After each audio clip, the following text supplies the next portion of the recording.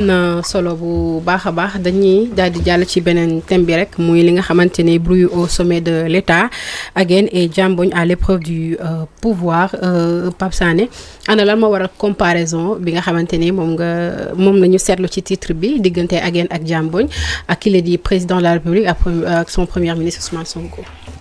waaw titre bi Again et Diambogne en fait soo xoolee dans l'imaginaire populaire mooy suñu cosaan. dañ naan kii di séeréer ak joolaa ñoo bokk benn maam bokk li leen séparé c'est une petite histoire jógee nañu gaabu di ñëw egsi ba ci fleuve Gambie seen gaal tas seen gaal xar gaal gi bi mu xaree kii di Again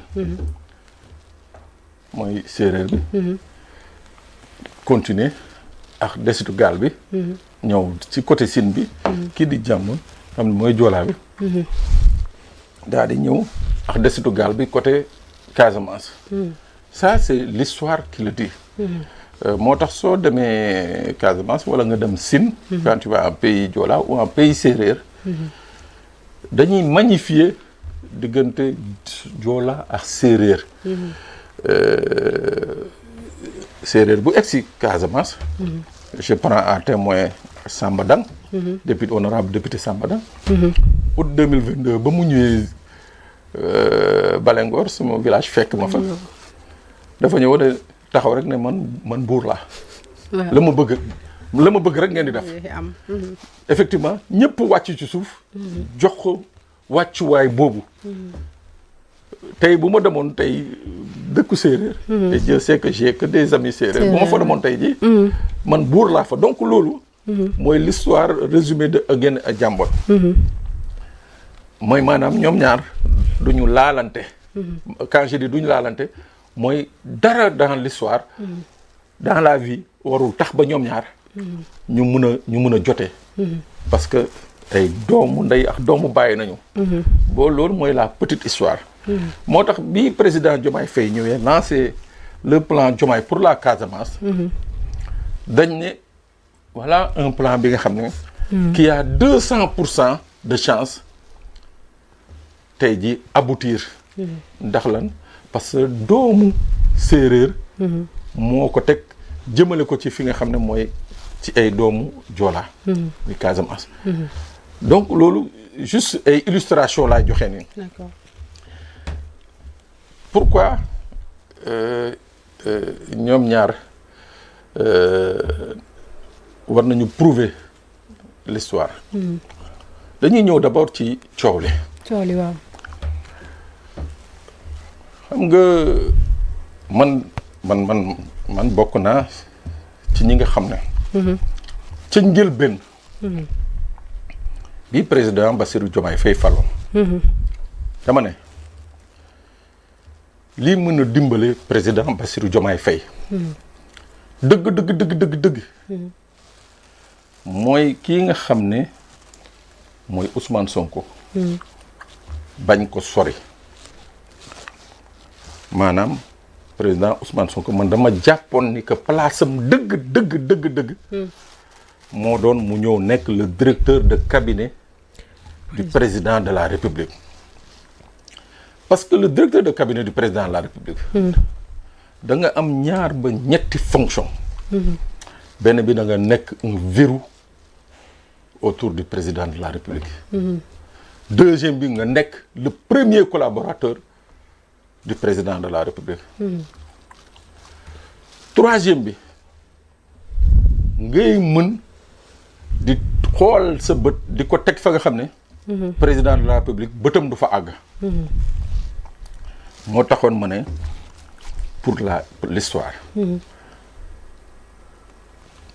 moo doon président Ousmane Sonko ñëw occuper les fonctions de directeur de cabinet parce que nag gis nañ fi Sénégal dans l'histoire politique du Sénégal et un peu partout dans le monde surtout en France Côte d'Ivoire Gabon directeur de cabinet dayoo ba nga am parce que loolu mooy homme de confiance dëgg mooy maanaam ki nga xam ne maa ngi dem tëddi caabi gaa ngi nii maa ngi nelawi coffre-fort baa ngi nii kooku directeur de cabinet rek moom moo mun a am pouvoir boobu pourquoi directeur de cabinet xam nga exécutif benn bopp la mais bopp boobu dafa am ñaari mamel muy président de la république ak premier ministre su dee tey ci situation bi nga xam ne moom la ñuy dund dañuy jël d'abord li ko njëkk sooke benn bi mooy lii nga xam ne mooy l'aspect moral bi lié les deux hommes ñoom ñaar li leen boole d'abord ay xarit nañu mag ak rakk nañu ba pare nekk ay kal mu am li ñuy wax benn contrat moral boo gisee ma ne la contrat moral premier ministre moo génn taxaw wax ne maa ngi moom la ñu waxante woo naa El Malick ne ko maa ngi moom lii la ñu waxante woon contrat moral boobu ñoom ñaar la évoqué na ko waaw contrat moral boobu ñoom ñaar la mooy maanaam maag Fatou wax nañu ba tënk lii loolu ñu tënk nag moral la maag Fatou ku ci nekk ci ñun ñaar da nga am obligation respecter li ñu wax mais ñun ñaar la concerné wul sénégalais yi parce que maag yow ñoo toog tëju ci néeg mbindeef fekkew ko donc loolu mooy premier aspect bi nga xam ne moo nekk ci moo mun na indi coow li parce que la ñu waxante xamuñu ko mais daal waxante nañu ñoom ñaar wax nañ ne waxante nañu waaw ñoom ñaar la waaw beneen aspect bi nga xam ne tey jii war na mën a nekk source de problème mooy aspect politique gulet ci histoire politique dama ne gulet ci histoire politique ñi ne président de la république ab réew président partem moom la nommé premier ministre c'est une première mooy maanaam président de la république gulet fii ci Sénégal ak dëkk yi ñu wër Afrique gulet ñu ne président de la république téyewul appareil politique nekkul chef de parti ouais maanaam président sénégalais yi fal nañ ko président yore na administration yor na police yor na gendarmerie yor na armée yor na lépp mais président amul dañuy wax pouvoir amul appareil politique laataa muy falu waaw te nag appareil politique nag président de la république ba ci bu nekk bu ñu la doon fal à 100% des voix soxla nga téye appareil politique parce que appareil politique bi moo lay may au-delà de la légalité la légitimité populaire waaw comme ñoom ñaar nag ay xarit nañu doon ay doomu ndey doon ay kal le problème ne devrait pas se poser est-ce que comprendre nga le problème ne devrait pas se poser mooy que président de la république kat danaa non man appareil politique bi nga xam ne moo ma indi au pouvoir mooy Pastef mais man kay je n'ai plus rien à perdre kii ko jiite mooy kan mooy sama grand frère bi nga xam ne moo ma proposé à la candidature kon man amatuma problème mun naa ci jëfandiku loolu mooy deuxième problème bi te loolu ñu ci bëri ci prof ndol yooyu nañu mën a jaar pour def maanaam jouer ay jeux yi nga xam ne bu ci kanamee daan ci dellu ci bien sûr mu ñëw léegi mu des beneen cas bi mooy maintenant la primauté de l'État incarnée par le président de la République benn fauteuil la benn banc la. banc boobu tey kii di président Bassirou Diomaye Faye moo ko yore. moo toog ci fauteuil bi. foofu nag mooy encore mbir bi nga xam ne moo gën a dangereux encore. pourquoi dangereux soo egsee dafa am ñoo fiy fekk. ñu ngi fiy fekk da nga fiy fekk ku mel ni Pape Sané ki nga xam ne ñaanul woon yàlla yow faatu nga falu. nga fekk fi ki nga xam ne jàpp na ni que tant que féewaloo la sa digganteeg Ousmane Sonko. moom li mu bëgg du li mu bëgg du ko am. mu am je le dis encore mu am ay forces yi nga xam ne. insoupçonnées et insoupçonnables. qui continuent d'être là. qui continuent d'être là. te loolu pour nga xam ci dara. da ngay dem xool ñii nga xam ne. concept yi nga xam ne moo indi yokk la crise de 2021 à 2024. ñi nga xam ne ñoo doon conceptualiser le terrorisme. ñii demoon di créer ay messages ay fiches. naan ñoom ñoo dem ba Ziguinchor gis fa ay armes. ñoom ñoo dem Ziguinchor gis fa ay rebelles. ñoo gis nga ñooñu. ba tey jii ñooñu ces gens continuent encore d'être au cœur de l'administration. D'où l'importance Sonko évoqué état parti. Voilà non état parti soxlawuñu ko moom du fi am moom kooku moom soxlawuñu ko moom kooku moom. non loolu moom on en a pas besoin un état parti on en a pas besoin. un état c'est tous les Sénégalais. ça n'appartient pas à Pastef c'est tous les Sénégalais. état parti moom ñun romb nañ ko depuis 1963. donc loolu. xam nga lu muy wane. mooy que la purge. qui devait être effectuée sérieusement. cette purge-là des na. te yomb na bu ñu xoolee diggante 2021 ak 2024. yan fonctionnaire nañ fi may ay kër Almadi terrain Almadi moom xam nga ne milliard la. boo xoolee ñan nañ fi may ay terrain Almadi. ceux-là qui sont attributaires de terrain aux Almadies. da nga xam très rapidement ñan ñooy ñi nga xam ne.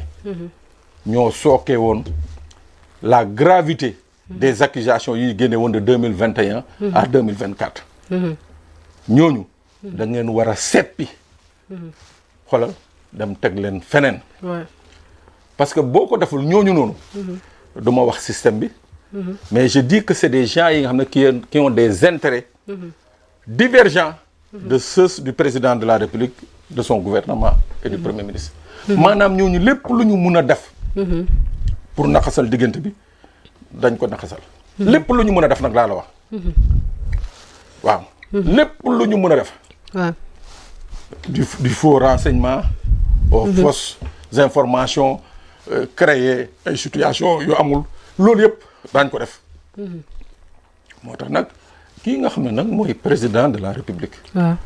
clé de voûte des institutions. qui nomme à tous les postes civils et militaires. wax fa dëgg yàlla. wax fa dëgg yàlla. loo mën a critiquer Ousmane Sonko. loo ko mën a critiquer nag laa la wax. am na ci ay points yi nga xam ne dama ci d'accord ak moom. waaw parce que ña nga xam ne ñoo fi nekkoon démb di suuxat cette violence. di créer ay concepts. dem ba naan ñoom ñoo fi gis ay rebelles armés ñoo dem gis ñoom seen bopp ñoo gis ay armes Ziguinchor. ba ñu mettre en quarantaine la région de Ziguinchor. nit ñi mënatuñu am diwlin mënatuñu am ceeb mënatuñu lekk. ces gens-là on doit les sortir. de leur douiller positionnement. teg leen fële. mbir yi nag mooy ñett yi ma la tënkal. moom moo nekk tey jii à l'origine de la brouille. te bu kenn ne brouille amul parce que nag. dégg nañu lu premier ministre wax. dégg nañu lii nga xam ne moom la président de la république génn wax. bruit il y a. leer na maintenant nag je dis que lii nga xam ne mooy laytaay bi li nga seen diggante ñoom ñaar. mooy mag ak rek xarit kal. waaw loolu peut-être mun na fexe ñu dépassionner le débat pour aller vers l'essentiel. Voilà. am na solo décortique bi leer na bu baax a baax delloowaat nga ñu ci peut-être histoire entre Aguène ak Diambogne. Je pense que ñoom bu ñu suivre live bi peut-être bu fekkoon am na problème dinañ mën a ressaisir waat ku si nekk xoolaat ndax gis nañ. pour l'intérêt du Sénégal pour l'intérêt du Sénégal parce que am na ñoo xamante ne féewaloo bi mu leen di arrangé comme ni nga ko waxee sànq. pour l'intérêt du Sénégal. ñoom ñaar ñëpp je dis pour l'intérêt du Sénégal. ñoom ñaar ñëpp dañu am obligation. la nga xam ne moom ñun ñi nekk ci penc bi waruñu ko dégg waruñu ko xam. noonu waru ko dégg waru ko xam. war nañu fexe di gérer loolu ba loolu mu bañ a dugg ci nopp seytaane. je dis encore une fois. ñoom ñaar ils sont aux affaires ñoom a gën a xam li may wax. bien sûr ils savent très bien que. am na ña nga xam ne ñi ngi continuer d'exister. te ñooñu ba tey jii yaakaaruma ñu réeroo góor gi ci Marrakech. am na solo non yaakaaruma ñu réeroo. sama wax moom dafa leer. yaakaaruma ni ñooñu ba tey jii réeroo nañu wax góor gi ci Marrakech te dama koy waxaat bu ñu bëggee xam dëgg-dëgg ñooñooy ñan. nañu dem xool. ci livre foncier yi à partir de 2020. yan fonctionnaire nañu dagal ay kër fay ci Almadies. ils sauront que ces gens-là continuent d'être au cœur de l'appareil d'État et continuent d'être extrêmement nocifs. sa noonu démb bu ñëwee taxaw ne il fait allégeance. c'est que ay pexe ma antul. sa noonu démb. bu ñëwee taxaw ne la Fatou rafet nga baax na maa ngi nii sa wet loo sant ma def ko. ay pexe démb ma entour. donc ñoom ñaar ñëpp dañ ci war a bàyyi xel. c'est-à-dire que lépp lu ñu mën a œuvrer nañu xam ni que y a des gens qui jouent contre eux. qui jouent contre leur amitié. voilà am na solo donc dañuy wéyal rek suñu thème yi war a waxtaanee tey daal di continuer sur cette même lancée mu soxal émeute